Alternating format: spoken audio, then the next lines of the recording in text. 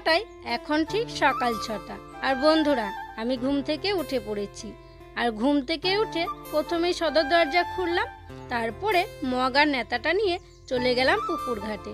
আর মগে এক মগ জল আনলাম, নেতাটা ধুয়ে নিয়ে এসে মারুলি দিতে শুরু করলাম। আর যেন গোবরটাও আজকে ঘর থেকেই নিয়ে গেছিলাম, ওদিকে আর আনতে গেলাম না, দিয়ে মারুলিটা দিয়ে দিচ্ছি। আর আলপনা দেওয়া আছে দেখছো, সেই দিন যে পুজোর দিন দেওয়া হয়েছিল ওটা মোছা হয়নি, মানে সাইডে দেওয়া হচ্ছিল মারুলিটা উপরের দিকে। তো আজকে তো বৃহস্পতিবার, তাই আবার পুজো করা হবে, আলপনা দেওয়া হবে, তাই ওই আলপনাটা মুছে দিলাম। তো যাই হোক আমার প্রিয় বন্ধুরা, শুভ সকাল। আশা করছি তোমরা যে যেখানে আছো সকলে ভালো আছো, সুস্থ আছো।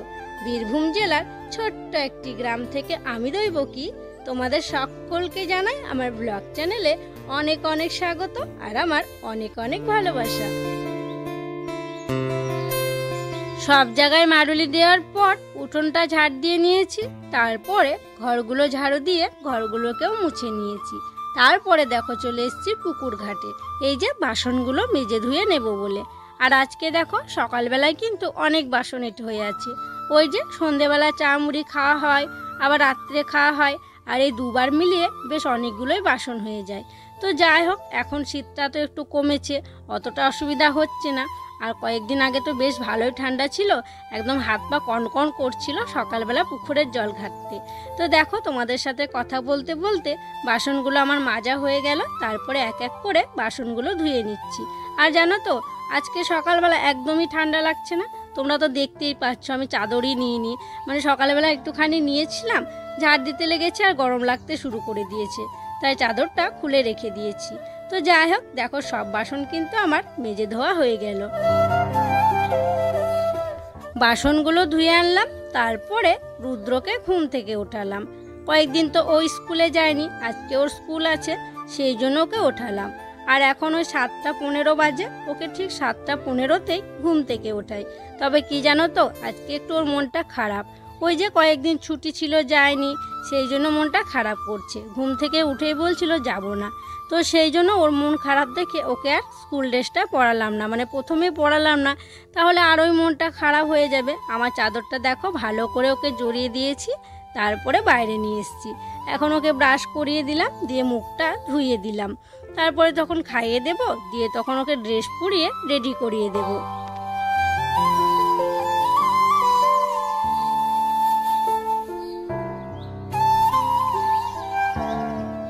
রুদ্রকে খাইয়ে রেডি করিয়ে দিয়েছি, তারপরে দেখো ওর টিফিনটা এখন রেডি করছি।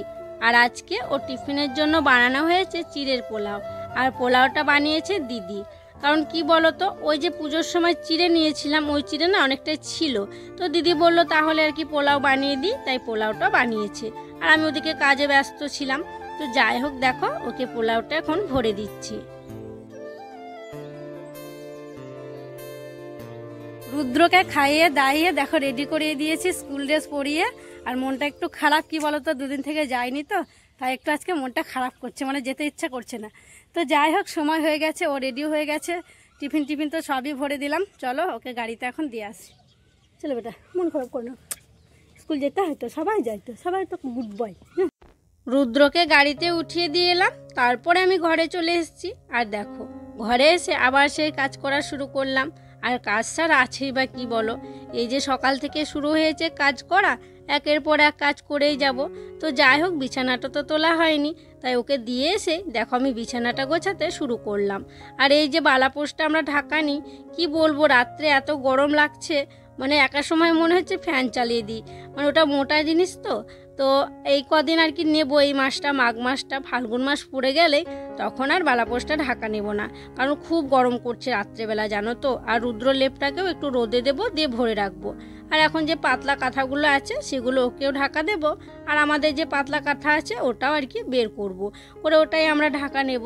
তো যাই হোক দেখো বালাপোষটা গুছিয়ে রাখলাম, আর রুদ্র লেপটাও গুছিয়ে রাখলাম, বালিশগুলো গুছিয়ে রেখে এখন বিছানাটা ভালো করে ঝাড়ু দিয়ে মানে পরিষ্কার করে নিচ্ছি।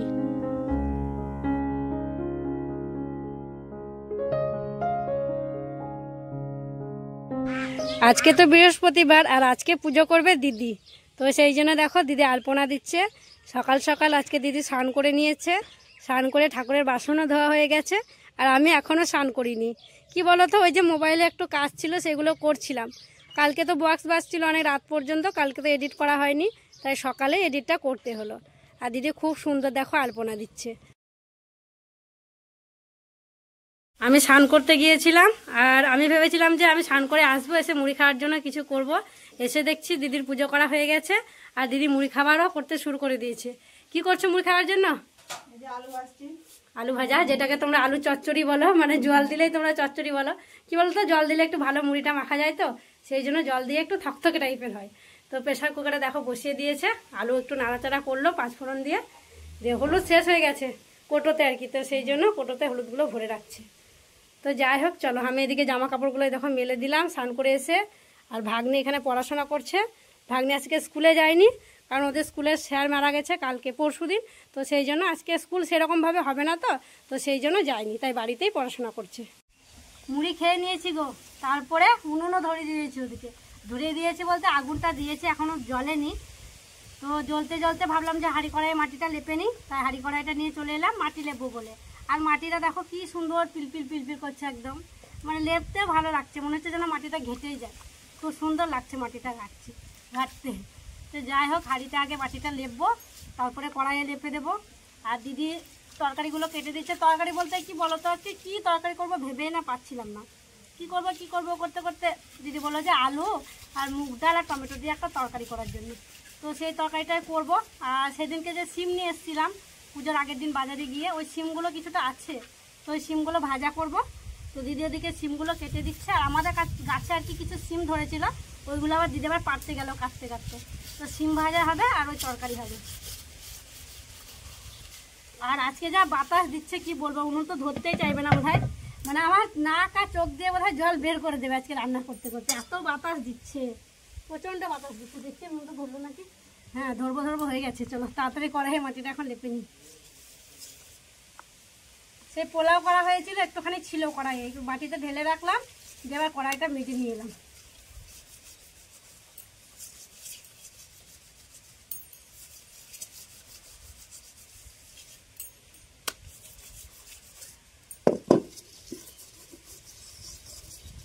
হয়ে গেল মচি লেপা। চলো হাতটা ধুয়ে আসি, দিয়ে তখন বসাবো।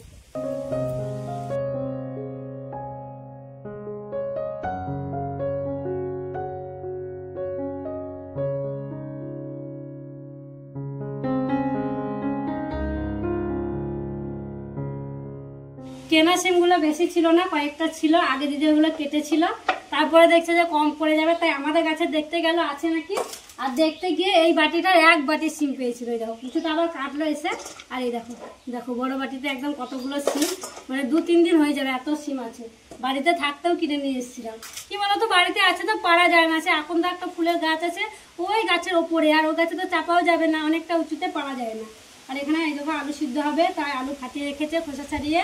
আর এখানে আলু কাটা আছে, ওই যে ডাল দিয়ে হবে বললাম, তো সব কিছু কাটা হয়ে গেছে। ওদিকে আমি হাঁড়ি কড়াইয়ে বসিয়ে দিয়েছি।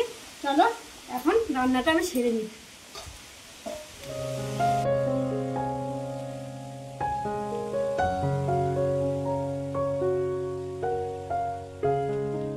আজকে দেখো 1 ঘন্টার মধ্যে একটা চুটকিতে রান্না বান্না কমপ্লিট। এই যে দেখো সিম ভাজা করে নিয়েছি, আর এই যে আলু সিদ্ধতে দেবো সেই জন্য লঙ্কা ভেজে রেখেছি, আর একটু তেল তুলে রেখেছি। আর এখানে ওই যে ডাল আলু টমেটো দিয়ে তরকারিটা হয়ে গেছে, ফুটে গেছে, এবারে নামিয়ে নেব। আর ওইদিকে ভাতটা হলেই হয়ে যাবে, ভাতের মধ্যে তো আলু দেওয়া আছে, আলু ভাতে করবো সেই জন্য। তো মানে 1 ঘন্টাও লাগলো না জানো এই কটা রান্না বান্না করতে। আর কি জানো তো, নিরামিষ দিনে আমার মনে হয় যে তাড়াতাড়ি টুক করে বেশ রান্না বান্না হয়ে যায়, আর উনুন শালটাও কি সুন্দর চকচকে ঝরঝরে থাকে জানো তো। আর অন্যান্য দিন কি হয়, পেঁয়াজ দেওয়া হয়, পেঁয়াজের খোসা পড়ে থাকে, রসুনের খোসা পড়ে থাকে, একদম নোংরা হয়ে থাকে মনে হয় যেন। তো আজকে বেশ চকচকে হয়ে আছে, একটুখানি নাতা দিয়ে দিলে হয়ে যাবে মনে হচ্ছে। তো যাই হোক, তরকারিটা হয়ে গেছে, এখন তরকারিটা নামিয়ে নেব। তারপরে ভাতটা এখন 1 ফুট ফোটেনি, এদিকে তরকারি হয়ে গেল। দেখছো আমার জাদুর উনুন, একদম ভাত না ফুটতে তরকারি সব হয়ে গেল। চলো তরকারিটা নামিয়ে নিই, ফুটে গেছে, লাল লাল করে একদম টমেটো দিয়ে ডাল দিয়ে আলু দিয়ে করেছি। আটবে না আমার ঠিক মাছ, মানে এতটা করলে এই বাটিটার আর কি 1 বাটি হবে। কড়াইটা ভিজিয়ে রাখি, এখন পুকুর ঘাটে ভিজিয়ে রেখে আসবো, এখন ভিজবে একটু, তখন ভাতটা হয়ে গেলে তখন একসঙ্গে ভেজে নেব। থাক এইদিকে, এখন তরকারিটা ঘরে রেখে আসি। চলো।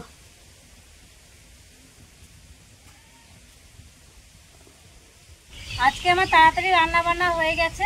আর আজকে খুব চিন্তায় ছিলাম, জানো তো, রুদ্রর মানে স্কুল ছুটি হয় 11টা-15তে ছুটি হয়ে যায়, মানে অনেক বেলা হয়ে গেছিলো, 12:30 বেজে গেছিলো, তাও রুদ্র আসেনি। খুব চিন্তায় ছিলাম। তারপরে আবার ড্রাইভারকে ফোন করলাম আমি ওই 1:45টার দিকে, দিয়ে আবার বলছে রাস্তা নাকি হচ্ছে, তাই মাল ফেলছে, তো সেই জন্য ঘুরে ঘুরে এসছে, দিয়ে এতটা দেরি। আর এসে বলছে মা খিদে পেয়ে গেছে, তাই ওকে এখনও স্নান করানো হয়নি। এলো, এসে ওর ড্রেসগুলো ছাড়িয়ে দিলাম, তারপরে ওকে ভাত খাইয়ে দিচ্ছি। যেহেতু ভাত হয়ে গেছে বললাম ভাত একটু খেয়ে নাও, তারপর স্নান করিয়ে দেবো, দিয়ে একটু ঘুমাবা, দিয়ে ঘুম থেকে উঠে বিকেলবেলায় আবার ভাত খাইয়ে দেবো, তাই ওকে ভাত খাইয়ে দিচ্ছি। না এদিকে ওরও। আর খুব গরম লেগেছিলো, সোয়েটার পরেছিল, আজকে কি মানে রোদ, কি বলবো, গরম পড়ে গেছে বলো। তো সেই জন্য আসা মাত্রই দেখো ও গেঞ্জিটা পরে আছে, একটু আরাম পাচ্ছে, তাই জামাটা আর কি খুলে দিয়েছি। এদিকে এইদিকে ঘোরো, এইদিকে ঘোরো। আর এসে এসে গাড়ি নিয়ে খেলা শুরু। হ্যাঁ, আর রুদ্র কালকে চুল কেটেছে, দেখো, বুঝতে পারছো তো না, তোমাদেরকে বলাই হয়নি, কালকে চুল কাটানো হয়েছিল, কারণ পরের মাস তো ও জন্ম মাস, সেই জন্য কালকেই কাটিয়ে দিয়েছিলাম। না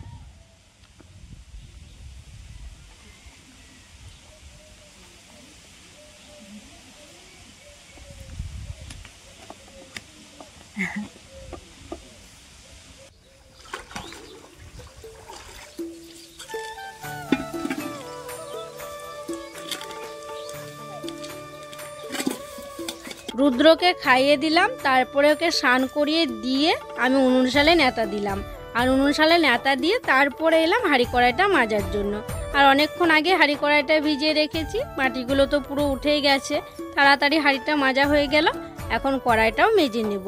তো চলো বন্ধুরা, কড়াইটা মাজতে মাজতে তোমাদের সুন্দর সুন্দর নামগুলো নিয়ে ফেলি। প্রথম নামটি হচ্ছে, এক দিদিভাই লিখেছে, আমি আর আমার মেয়ে তোমার ভিডিও দেখি, খুব ভালো লাগে, তোমার ভিডিওতে আমার মেয়ের নামটি নিও। মেয়ের নাম উত্তরা। এই যে উত্তরা, তোমার নামটি নিয়ে নিলাম, আর তোমাকে আমার অনেক অনেক ভালোবাসা জানাই গো। তারপরের নামটি হচ্ছে, ত্রিপুরা থেকে এক দিদিভাই লিখেছে, আমার মেয়ে তোমার ভিডিও দেখতে খুব ভালোবাসে, তোমার ভিডিওতে আমার মেয়ের নামটি নিও। মেয়ের নাম গুনগুন।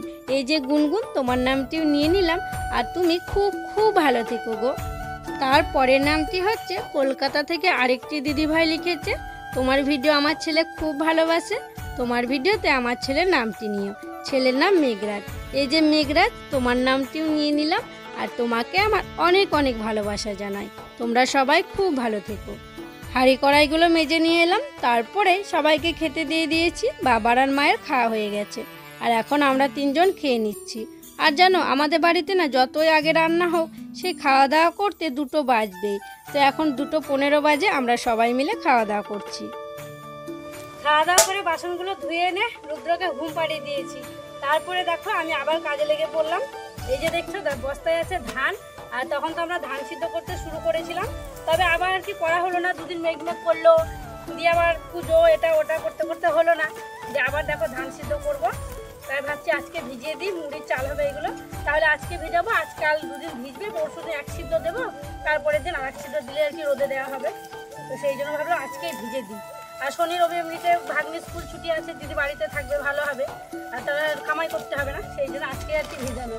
আর কড়াইটা দেখো তখন থেকে আর কি ওখানে আছে, মাজিনি, জানো তো, দেখছি যে করতে তো হবে, তাহলে একেবারে করবো করে মাজবো বলে মাজা হয়নি। তো যাই হোক, এই যে বস্তা থেকে এই যে পাতনার মধ্যে দিয়ে দেবো ধানগুলো,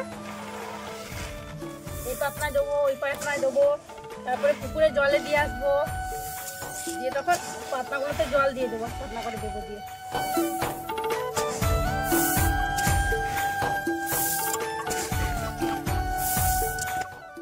ঘরে 2টো পাতনাতে ধান দিয়েছি, আর বড় হাঁড়িটায় দিয়েছি, কালো গামলাতে দিয়েছি। তারপরে আর 2 বস্তা আর কি ছিল হাফ হাফ করে, সেগুলো দেখো রুদ্র বাবা পুকুরে ভিজিয়ে দিচ্ছে, আর আমি ঘরের ধানগুলোতে জল দিতে শুরু করলাম। এই যে 2টো বালতি নিয়ে নিয়েছি, পুকুর থেকে জল নিয়ে আসছি, আর এই যে ধানে দিয়ে দেব। প্রথমে বড় আর কি পাতনাটাতে দিতে শুরু করলাম, এটা ভর্তি হবে, তারপর যে বাকি জিনিসগুলো আছে সেগুলোতে দিয়ে দেব। তারপরে দেখো একবার দেওয়ার পর আবার গিয়েছিলাম, আবার জল নিয়ে এসে দিয়ে দিচ্ছি। বন্ধুরা, বাড়ির কাজগুলো সারতে সারতেই দেখো প্রায় সন্ধে হতে যাচ্ছে, মানে সন্ধে হতে যাচ্ছে কি সন্ধে হয়েই গেল। ওই যে ধানে জল দিলাম, তারপরে আরও টুকিটাকি কাজ ছিল, জল তুললাম, উঠোনগুলো ঝাড় দিলাম, এই করতে করতে না অনেকটাই দেরি হয়ে গেল। তো আমরা একটু পাশের গ্রামে যাচ্ছি। পাশের গ্রাম বলতে ওই যে আমরা টোটো ধরে গ্রাম পেরিয়ে গিয়ে আর কি, রাস্তা মাঠের রাস্তা পেরিয়ে গিয়ে যেখানে টোটো ধরি, তো ওই দাঁতপুর গ্রামে যাব। তো একটু ব্যাংকে যাওয়ার আছে গো, সেই জন্য যাচ্ছি। তো বিকেলবেলাতে যাবো ভেবেছিলাম, কিন্তু কাজ করতে করতে দেরি হয়ে গেল, কি আর করবো বলো। আর মানে আজকে যেতে হবে, সেই জন্য আর কি এই সময়তেই আমরা যাচ্ছি। আর এদিকে দেখো রুদ্র বাবা সাইকেল নিয়ে এসছে, রুদ্রকে চাপিয়ে নিয়েছে, আর পেছনে আছে গম। তোমাদেরকে তো বলেছিলাম যে রেশনের আটাগুলো ভালো নয়, দিয়ে মার আর কি কদিন থেকে রুটি খেতে পাচ্ছে না, সেই জন্য কিছুটা গম ছিল, সেগুলো ধুয়ে দেওয়া হয়েছিল, সেই যে রোদে দিয়েছিলাম তোমরা দেখেছিলে। আজকে সেগুলো পেছানো হবে, সেই জন্য নিয়ে যাওয়া হচ্ছে। আর যেখানে আমরা ব্যাংকে যাব ওখানে আর কি মিল আছে পেছানোর জন্য, তাই ওখানে পিষিয়ে নেবে রুদ্র বাবা। তো চলো যাই, এমনিতেই দেরি হয়ে গেল, তাড়াতাড়ি হেঁটে যেতে হবে। তো দেখো বন্ধুরা, আমাদের কাজ হয়ে গেছে আর আমরা এখন বাড়ি যাচ্ছি। আর জানো তো, যাওয়ার সময়তেই কাকার সাথে দেখা হয়েছিল, কাকা একটু ওখানে গেছিলো, দিয়ে আসছিল, দিয়ে কাকার সাইকেলে চেপে রুদ্র চলে গেছে। আর আমাদের কাজ হলো, দিয়ে দেখো রুদ্র বাবা সাইকেলে চেপে আমি যাচ্ছি। আর যে গমটা নিয়ে গেছিলাম ওটা তো পিষতে দেওয়া হয়ে গেছে। আর খুব ভয়ও করছে জানো তো, দুই ধারে হচ্ছে ধানের জমি, আর এই ছোটো রাস্তার মধ্যে দিয়ে আমরা যাচ্ছি, এত ভয় করছে আমার কি বলবো। আসতে চালাই রুদ্র বাবা, হ্যাঁ খুব ভয় করছে আমার। তো যাই হোক চলো বাড়িতে যাই, রুদ্রসেন আবার কি করছে তার ঠিক নেই, বাড়িতে গিয়ে আবার দেখা হচ্ছে। চারিদিকে আবার অন্ধকার, তুমি সাবধানে চালাও। বাড়ি চলে এলাম, আর বাড়ি এসে দেখছি দিদি পিঠে করতে শুরু করেছে। মানে আমি জানতামই না যে আজকে পিঠে হবে, হঠাৎ করেই মানে আমরা গেছি তখনই শুরু করেছে নাকি গো। অনেকগুলো পিঠে করা হয়ে গেছে আমাদের, আস্তে আস্তে দেখো আমাদেরও বেশ অনেকটাই সময় লাগলো। ব্যাংকে গেলাম, আবার রুদ্র বাবা ওখানে গমের মিলে গেল, আবার হ্যাঁ হাঁসের বাচ্চার জন্য খাবার নিতে অন্য একটা দোকানে গেল, দিয়ে দেরি হয়ে গেল। আর ভাগ্নি এখানে পড়াশোনা করছে, আর যাই রুদ্র সে তখন থেকে এসে কাকাদের বাড়িতে আছে, ওকে নিয়ে আসি, দিয়ে খাইয়ে দিতে হবে। তো চলো আমি দেখি এখন কাপড়টা ছাড়ি, রুদ্রকে নিয়ে আসবো। তোমরা তো দেখলে যে দিদি পিঠে করছিল, তো কাপড় ছাড়লাম, ছেড়ে চা পিঠে খেলাম, খেয়ে ওখানে বসেছিলাম, ওখানে একটু রুদ্রকে পড়াচ্ছিলাম। মানে যতক্ষণ পিঠে হলো ওখানে বসে গল্প করছিলাম, ওকে পড়ানো হচ্ছিল। আর এখন পিঠে করা হয়ে গেছে আর আমরা ঘরে চলে এসেছি। এখন ঘরে রুদ্রকে পড়াবো, কালকে যেগুলো আছে সেই সাবজেক্টগুলো পড়াবো। আর জানো, দেখতে দেখতে রুদ্রকে স্কুলে ভর্তি করা 1 মাস হয়ে গেল, মানে বুঝতেই পারছি না যে কবে কবে 1 মাস হয়ে গেছে। তো কালকে তো ওর স্কুলের ফিস দিতে হবে, মানে 7 তারিখের মধ্যে দিতে হয়, সেই জন্য আমরা আর কি ব্যাংকে গেছিলাম। মানে খেয়ালই ছিল না যে 7 তারিখের মধ্যে দিতে হয়, মানে প্রথম তো আর কি, সেই জন্য আর কি অত মানে চিন্তা ছিল না আর কি। তো সেই জন্য বাড়িতে ছিল না বলে আমরা ব্যাংকে গেছিলাম, যে টাকা তুলে নিয়ে এলাম। কালকে হচ্ছে রুদ্র স্কুলে দিতে হবে, ওটা আর কি ফোন থেকে, ফোন পেতে দেওয়া যাবে, গুগল পেতে দেওয়া হবে, যেতে হবে না কাউকে। তো ভাবছি ফোন পে বা গুগল পে কিছু একটা করে দেবো। তো যাই হোক চলো রুদ্রকে এখন পড়াবো, তারপরে ওই যে পিঠে হয়েছে আজকে রাত্রে গুড় পিঠে খেয়ে নেবো, আজকে আর ভাত খাবো না। তো যাই হোক চলো তাহলে বন্ধুরা, আজকের মতো ভিডিওটা এখানে শেষ করছি। তোমরা সকলে ভালো থেকো, সুস্থ থেকো। আর যারা নতুন বন্ধু হয়ে আমার এই ভিডিওটি দেখছো, তাদেরকে আমার পাশে থাকার জন্য অনুরোধ করছি। আর যারা পুরনো বন্ধু হয়ে আমার পাশে আছো, তাদেরকে আমার অসংখ্য অসংখ্য ধন্যবাদ আর অনেক অনেক ভালোবাসা। দেখা হবে আবার পরবর্তী ব্লগে। রুদ্র তুমি চুপ করে বসে আছো কেন? নড়াচড়া কিছু করছে না, একদম চুপ। না পড়ো এবার।